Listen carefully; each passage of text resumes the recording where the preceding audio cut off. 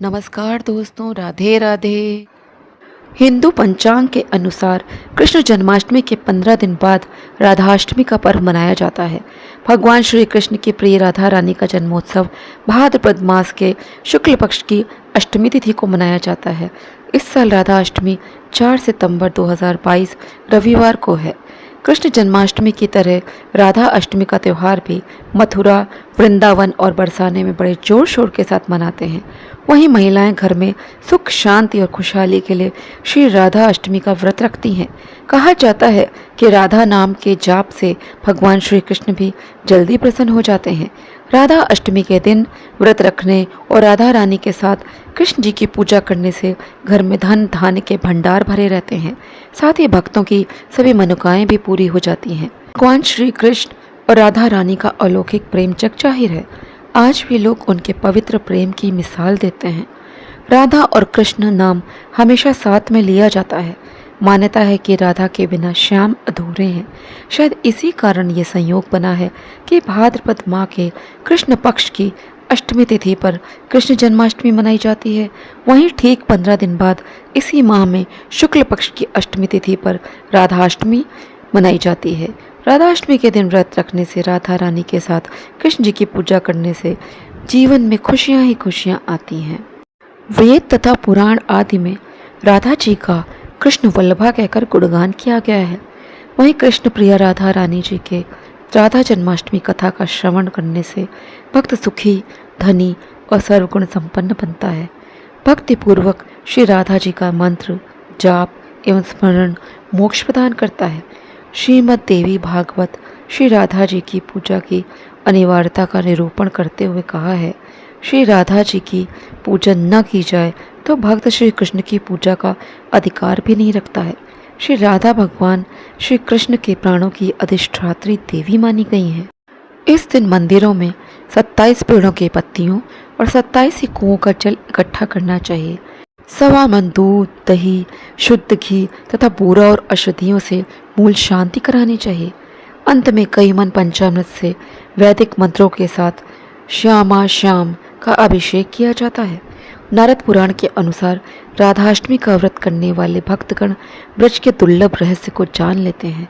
जो व्यक्ति इस व्रत को विधिवत तरीके से करते हैं वे सभी पापों से मुक्ति पाते हैं। शास्त्रों के अनुसार राधाष्टमी के दिन प्रातःकाल जल्दी उठकर स्नान करें और साफ वस्त्र धारण करें। इसके बाद तांबे या मिट्टी का कलश पूजन स्थल पर रखें। एक साफ चौकी पर लाल या पीले रंग का कपड़ा बिछाएं। उसके ऊपर राधा रानी की प्रतिमा स्थापित करें। पंचामृत से स्नान करवाकर सुंदर वस्त्र पहनाकर कृष्ण और राधा जी का श्रृंगार करें। फल, फूल और मिष्ठान अर्पित करें। इसके बाद राधा कृष्ण के मंत्रों का जाप करें, कथा सुनें, साथ ही राधा कृष्ण की आरती अवश्य गाएं। ब्रज और बरसाना में जन्माष्टमी की तरह राधाष्टमी भी एक बड़े त्योहार के रूप में मनाई जाती है। वृंदावन में भी यह उत्सव बड़े ही उत्साह के साथ मनाया जाता है। मथुरा, वृंदावन, बरसाना, रावल और मांट के राधा मंदिरों में इस दिन बहुत ही धूमधाम से इस उत्सव को मनाया जाता है। वृंदावन के राधा वल्लभ मंदिर में राधा जन्म की खुशी में गोस्वामी समाज के लोग भक्ति में झूम उठते हैं। मंदिर का परिसर राधा प्यारी ने जन्म लिया है, कुंवर किशोरी ने जन्म लिया है कि सामूहिक स्वरों से गूंज उठता है। मंदिर में बनी हौदियों में हल्दी मिश्रित दही को इकट्ठा किया जाता है और इस हल्दी मिश्रित दही को गोस्वामियों पर उड़ेला जाता है। इस पर वे और अधिक झूमने लगते हैं और नृत्य करने लगते हैं। राधा जी के भोग के लिए मंदिर के पट बंद होने के बाद बधाई गायन होता है। इसके बाद दर्शन खुलते ही दधी खाना शुरू हो जाता है। इसका समापन आरती के बाद होता है। राधा अष्टमी के दिन अरबी दही के साथ अवश्य बनानी चाहिए। भगवान श्री कृष्ण और राधा रानी दोनों एक दूसरे से प्रेम करते थे। कहा जाता है कि राधा के बिना कृष्ण जी की पूजा अधूरी मानी गई है। जो लोग कृष्ण जन्माष्टमी का व्रत रखते हैं उन्हें राधा रानी के जन्मोत्सव पर भी व्रत अवश्य रखना चाहिए। मान्यता है कि राधा अष्टमी के व्रत के बिना कृष्ण जन्माष्टमी के व्रत का पूरा पुण्य फल प्राप्त नहीं होता है। राधा अष्टमी के दिन राधा और कृष्ण दोनों की पूजा की जाती है। ऐसी मान्यता है कि इस दिन व्रत और पूजन करने वालों को सभी सुखों की प्राप्ति होती है। श्री राधा जी वृषभानु की यज्ञ भूमि से प्रकट हुई थी। श्री राधा को लक्ष्मी का अवतार माना जाता है।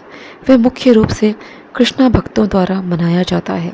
इस्कॉन संस्था द्वारा अपने सभी मंदिरों में राधाष्टमी का त्यौहार बहुत धूमधाम से मनाया जाता है। बरसाना में, जो कि श्री राधा का जन्म स्थान है, राधाष्टमी विशेष रूप से मनाया जाता है। राधा भगवान श्री कृष्ण की सबसे प्रिय थी। ऐसा कहा जाता है कि श्री राधा की पूजा के बिना भगवान श्री कृष्ण की पूजा अधूरी मानी जाती है। वेद तथा पुराण आदि में जिनका कृष्ण वल्लभा कहकर गुणगान किया गया है, वे श्री वृंदानेश्वरी राधा सदा श्री कृष्ण को आनंद प्रदान करती हैं। श्रीमद् देवी भागवत में श्री नारायण ने नारद जी के प्रति श्री राधाय स्वाहा षडाक्षर मंत्र की अति प्राचीन परंपरा तथा विलक्षण महिमा के वर्णन प्रसंग में श्री राधा पूजा की अनिवार्यता का निरूपण करते हुए कहा है, यदि कोई मनुष्य श्री राधा की पूजा नहीं करता तो मनुष्य भगवान श्री कृष्ण की पूजा का अधिकार नहीं रखता। अतः समस्त वैष्णवों को चाहिए कि वे भगवती श्री राधा की अर्चना अवश्य करें। श्री राधा भगवान श्री कृष्ण के प्राणों की अधिष्ठात्री देवी हैं, इसलिए भगवान इनके अधीन रहते हैं। यह संपूर्ण कामनाओं का राधन या साधन करती हैं। इसी कारण इन्हें श्री राधा कहा गया है। राधाष्टमी की कथा। राधाष्टमी कथा राधा जी के जन्म से संबंधित है। राधा जी वृषभानु गोप की पुत्री थीं। राधा जी की माता का नाम कीर्ति था। पद्म पुराण में राधा जी को राजा वृषभानु की पुत्री बताया गया है। इस ग्रंथ के अनुसार जब राजा यज्ञ के लिए भूमि साफ कर रहे थे, तब भूमि कन्या के रूप में इन्हें राधा जी मिली थी। राजा ने इस कन्या को अपनी पुत्री मानकर इनका लालन पालन किया। इसके साथ ही ये कथा भी मिलती है कि भगवान विष्णु ने कृष्ण अवतार में जन्म लेने के समय अपने परिवार के अन्य सदस्यों से पृथ्वी पर अवतार लेने के लिए कहा था। तब विष्णु जी की पत्नी लक्ष्मी जी राधा के रूप में पृथ्वी पर आई थी। ब्रह्मवैवर्त पुराण के अनुसार राधा जी श्री कृष्ण की सखी थी, लेकिन उनका विवाह रापाण या रायाण नाम के व्यक्ति के साथ संपन्न हुआ था। ऐसा कहा जाता है कि राधा जी अपने जन्म के समय ही वयस्क हो गई थी। राधा जी को श्री कृष्ण की प्रेमिका माना जाता है। माना जाता है कि राधाष्टमी से लेकर अगले 10 दिन तक कुछ विशेष कार्यों को करने और जब तब करने से आपके घर में खुशहाली आती है और माँ लक्ष्मी का वास होता है। आइए आपको बताते हैं कौन से हैं वे काम। नियमित देवी राधा के स्तोत्र का राधाष्टमी से अगले 16 दिनों तक पाठ करें। अगर राधा स्तोत्र का पाठ ना कर पाएं तो राधा सहस्रनाम स्तोत्र का पाठ कीजिए।